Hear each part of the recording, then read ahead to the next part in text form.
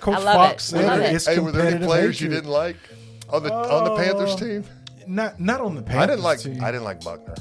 Yeah, but I'd be cool with him now. But Buckner as a would teammate, just give you too much. he's abrasive. Loud mouth. And I'll give him credit. I'll give him credit for always making me bring my A game in practice. You know, and he'd get me fired up in practice and pissed off, and that helped the O-line get pissed off, and we got better because of it. Yeah. But man, he could needle you. He could make a comment. He knew just how to press always your buttons. talking. He never knew how to shut up. that you could say he'd feel comfortable with us saying that. He never go He'd to probably his like it. He go would to like his it. social media right now. He never shuts up. And Clemson wins. I mean, he just does. So a quick story. I know we're nearing the end here, but I get traded a week before training camp from the Miami Dolphins to the Carolina Panthers. I jump in my car. I drive all the way to Spartanburg.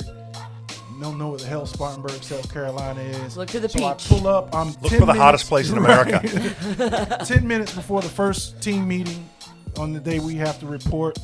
I don't know anybody, never met anybody on the team. Only person I know is Chris Jenkins, the Maryland connection, helped recruit him there.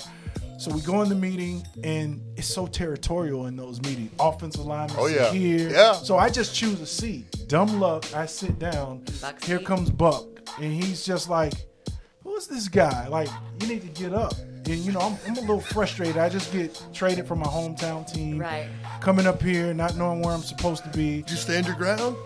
He's What like, do you do? he's like, you need to.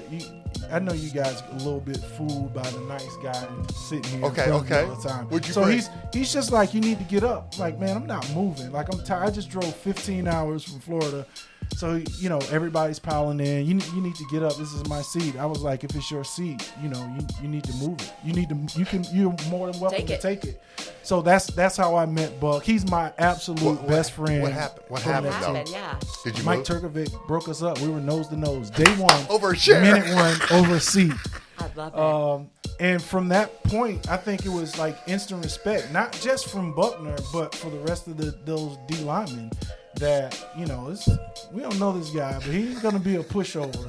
It's like you went to prison It or was something. You instant got to stand respect. your ground. So we go from that You to go being pick a fight with the absolute biggest best friends. dude. That's right. like prison, right? Yes. That's what they say to do in prison. So I've heard. I wasn't into that barking, and I think, you know, that established some rules there. Like, I wasn't going to be easily moved off my spot. But Buck Does that is- ever come Buck up is with you aggressive. guys? We laugh about it now. Our kids and families are close. Yeah. Like, it's weird, but it you know.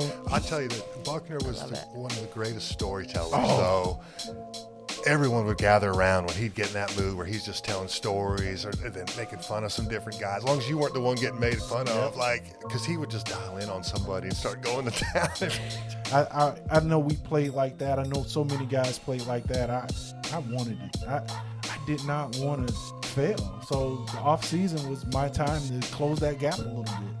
And didn't you compete with other guys? Like, you knew the other D-line they're going to be on your team who you're fighting for jobs for. Like, we do a little test when we come back with Jerry. Right. You know, we had Jerry, so we both know Jerry Simmons, and we do like the pull-up test, the squat, the bench, all that stuff. So you know that's coming. You know it's coming, Yeah. but I wanted to beat Jeff Mitchell and Yeah. Jordan Gross. Like, we ran 40s. And I ran the the best. conditioning test, I ran yeah. the best 40 time of my life because Jordan Gross was the young pup that came in there, and he's all world and all. He's going to be the next coming of Jonathan Ogden or whatever it is, and he was. He was like, but he was great. But 13th year, I go out there. I'm like, I'm not letting this cat beat me on this 40-yard dash. I don't know how he cares about it, but I'm going to win this thing. And Dega, I won it. I beat him that. High five. I have that that I can always hang over his head. Hey. My last year in the league, your first, I went out and ran faster. I was physically faster than you at 35 years old, brother. I was competing with Julius Peppers and Mike Rucker.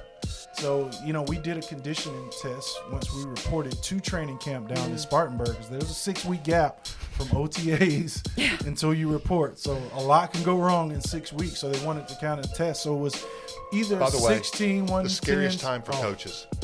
They're cutting those guys free that for 6 time off. weeks. You don't time wanna- off. you Go ahead, Al. You I don't didn't want mean the to- names to pop up on the ticket. I didn't want to interrupt you, but I had so to.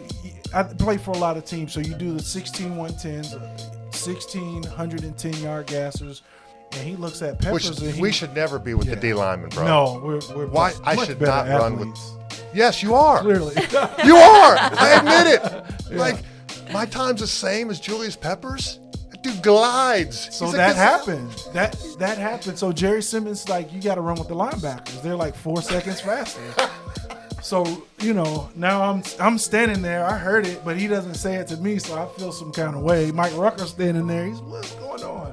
So now we're like, well, we're running with the linebackers too. We're not going to be left out. It's competitive. Right. So now, you know, We can run with the linebackers too. Pep's just gliding his out. He gets the 5. He grabs some Gatorade. What was Dan walks Morgan off doing? the Was he field. just freaking? Yeah, Dan was you know, machine, man. You talk about intensity. And Witherspoon too. That cat could run. I hate that after the Super Bowl they had to make a I know. decision between I love Spoon and Dan, and they chose Dan. Of course, the concussions and shoulders popping out gave way, and Spoon went on to have a great career. But that competitive, like, it has to be competitive. It can't just be your homeboys that you play next to or you rotate with. It has to be competitive, and that's the way we did it. That's the way we pushed each other. And for me, nowhere near the accolades of, you know, national championship, Nebraska Cornhusker, Mike Rucker, and 2nd overall pick Julius Peppers. Here's undrafted former wide receiver coming out of high school, Al Wallace. So I had to compete. I did not want to run on the field at any point during a football game, have the other 10 guys like, oh gosh, like, we need to hold it together because here comes 96. I wanted to be like, okay, he's going to produce. Yeah. And, At the end of the day, you need that desire to compete every single day to